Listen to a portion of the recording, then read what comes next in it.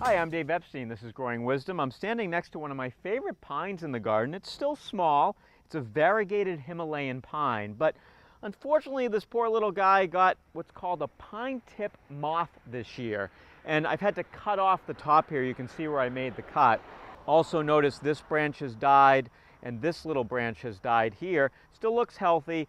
I'm a little bit concerned over here at this branch. It seems to be that some of these needles are starting to die. So the pine tip moth affects pines right where you'd expect, at the tip, at the new growth point. And what happens in the spring, the larvae get in here and kill this part of the plant. So you can cut it back. And the question you probably have for me is, hey Dave, how do I treat it? The good news is that it doesn't generally become a major problem. So you can see that we still have many healthy tips. And what will often happen is you'll get a new part of the plant to grow. But if you want to treat it, permethrins or some of the systemic insecticides do work at treating this.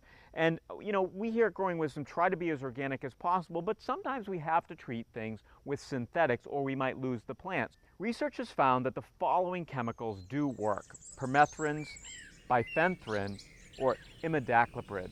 Those things tend to work fairly well in terms of synthetics on the pine tip moth.